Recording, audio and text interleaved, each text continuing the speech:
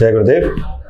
तो हमारे दो दर्शक आभा और लवली खुराना ने एक प्रश्न पूछा है, तो उस प्रश्न को मैं आज इस वीडियो में ले रहा हूँ।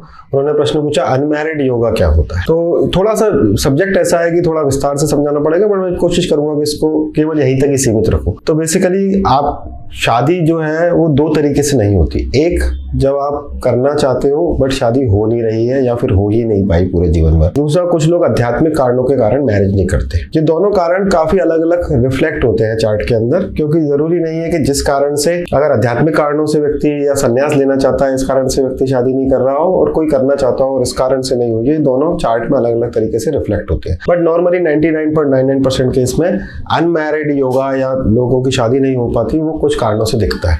तो इसको ऐसे समझ लेते हैं, हमारी तीन तरीके की लग्न है प्राइमरली। एक हुई जन्म लग्न, एक हुई चंद्र लग्न, और एक जो भी कारक है उसकी लग्न। जब भी हम किसी टॉपिक पे बात करते हैं तो उसके कारक लग्न को देखना चाहिए। जैसे चूंकि ये टॉपिक विवाह का है तो विवाह का कारक शुक्र है। तो जब जन्म लग्न, चंद्र लग्न और शुक्र, तो ये तीन चीजें हो गई। शुक्र की लग्न हो गई एक। चूंकि मैरिज के केस के अंदर नवमांशा या D9 जिसको आप बोलते हो, वो महत्वपूर्ण चार्ट है, क्योंकि वो शादी का ही चार्ट है, प्राइमरली शादी का चार्ट है। हालांकि नवमांशा में आप बहुत कुछ और देख सकते हैं। क्या क्या देख सकते हैं उसके लिए नवमांशा का मेरा वीडियो ऑलरेडी चैनल पे है, तो वो आप देख सकते हो। तो ये चार लग्न प्राइमरली हो गए। तो शनि, मंगल, राहु, केतु, सूर्य, ये या तो मेलिफिक है या सूर्य क्रूर है। शुक्र, बुध, गुरु और चंद्र ये बेनिफिक है। इसमें से बुध और चंद्र कंडीशनल बेनिफिक है, यानी कि बुध जो है वो अगर पाप ग्रहों के साथ में हो जाता है तो पाप पीड़ित हो जाता है, पापी हो जाता है। और चंद्र अमावस्या का है या क्षीण चंद्र है तो वो भी बहुत शुभ नहीं मानते। तो गुरु और शुक्र दो ऐसे ग्रह हैं जो पूर्णतः शुभ है, दो कंडीशनल शुभ है। तो जब, और शादी के लिए घर हम कौन सा देखते हैं? 7th हाउस देखते हैं और 7th लॉर्ड देखते हैं। तो 7th हाउस जो है वो शादी का सुख है या शादी का घर है, और 7th लॉर्ड जो है वो व्यक्ति है जिससे आपका शादी होनी है। यानी कि 7th लॉर्ड, लॉर्ड मतलब कि मालिक, वो पर्सन हो गया। हाउस मतलब कि वो प्रॉपर्टी हो गई या सुख हो गया उस व्यक्ति के जीवन के अंदर। तो जब जन्म लग्न से, चंद्र लग्न से, शुक्र लग्न से सप्तम स्थान पर या फिर सप्तमेश पर केवल पाप प्रभाव होता है। इवन D9 में भी जब सप्तम स्थान जो शादी का प्रमुख स्थान है उस पर पाप प्रभाव होता है, तो it can be said as a delay in the marriage और complete denial in the marriage.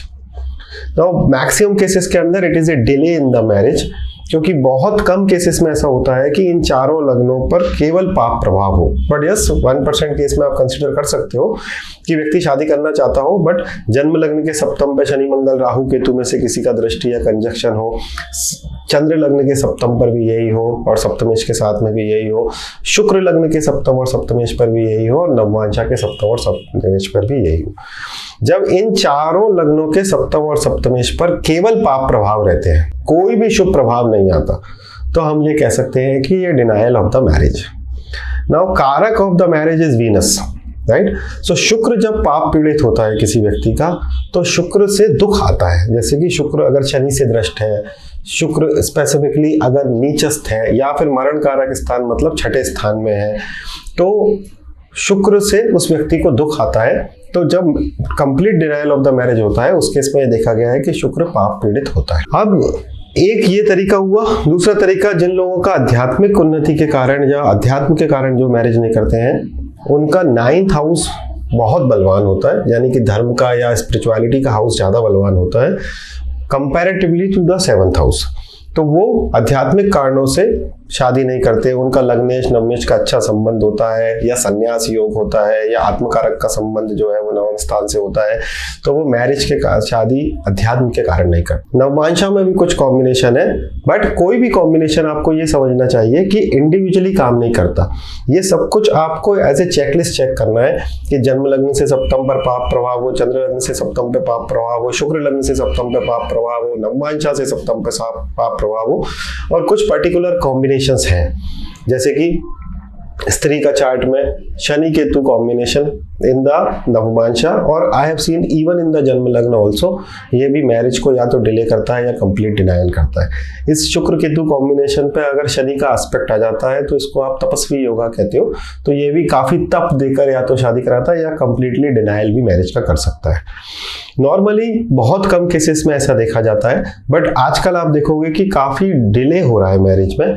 उसका दो कारण है, एक लोगों को दशाएं टाइम पर नहीं मिलती हैं, तो आप मैरिज करना चाहते हो सकता है आपका गर्लफ्रेंड बॉयफ्रेंड भी हो या फिर आपने किसी को पसंद कर रखा हो, तो भी दशा टाइम पर नहीं मिल रही है। तो दशा जब नहीं मिलती है तो फिर शादी की बात नहीं हो पाती है, लोग अपने करियर में व्यस्त रहते हैं या अपनी उलझनों में रहते हैं। और कभी कभी किसी किसी के साथ ऐसा भी होता है कि दशा तो मिल रही है बट उसको ट्रांजिट नहीं मिल रहा है। तो जन्म लग्न में, चंद्र लग्न में, शुक्र लग्न में और नवमांशा में शादी का कॉम्बिनेशन है, दशा भी उसको सप्तम सप्तमेश लग्न लग्नेश से संबंधित चल रही है इन सभी लग्नों की, बट ट्रांजिट नहीं मिल रहा है स्पेसिफिकली गुरु का और शनि का। तो जब ट्रांजिट नहीं मिलता तो केवल बातचीत होती है, कुछ भी कन्वर्जन नहीं होता।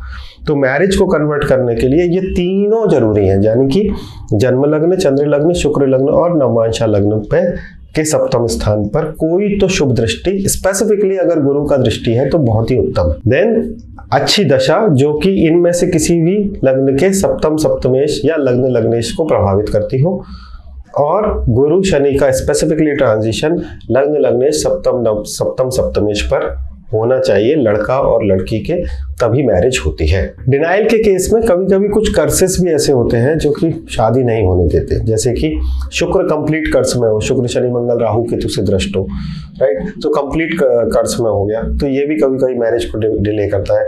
मंगल शनि कॉम्बिनेशन ऐसा है जो कि मैरिज को डिले करता है। ऐसे कुछ कुछ स्पेसिफिक कॉम्बिनेशन भी है, बट आप ये इंडिविजुअली नहीं कह सकते कि केवल इस कॉम्बिनेशन के होने के कारण ही शादी नहीं हुई। तो ये सभी चीजें एक साथ होनी चाहिए, तब आपका complete denial of the marriage होगा। तो जिन्होंने भी मुझसे प्रश्न पूछा है, मेरा उनसे यही है, अगर वो अपने विषय में पूछ रहे हैं तो कि हो सकता है कि आपको राइट दशा नहीं मिली हो, so you should wait for the right दशा।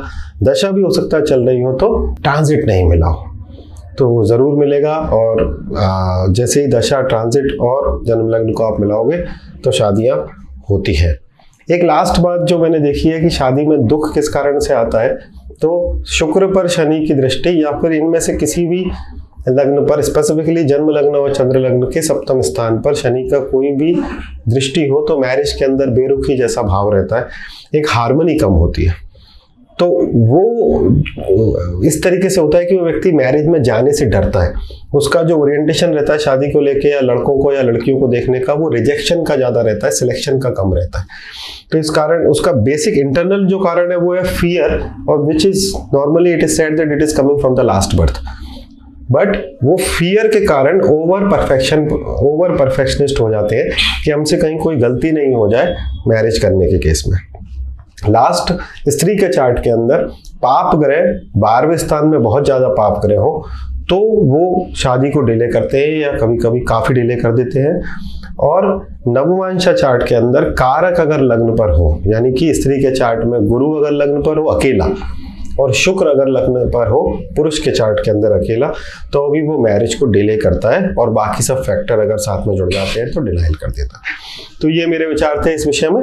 ऐसे ही आप हमसे प्रश्न पूछते रहे, मैं ऐसे टॉपिक उठाता रहूंगा। मुझे काफ़ी आसानी हो रही है इससे, क्योंकि आप प्रश्न पूछ रहे हो तो मुझे अपना ज़्यादा नहीं सोचना पड़ रहा है। और ये वीडियो को जरूर लाइक करें, आगे भी शेयर करें और चैनल देखते रहें। Thank you very much. जय गुरुदेव।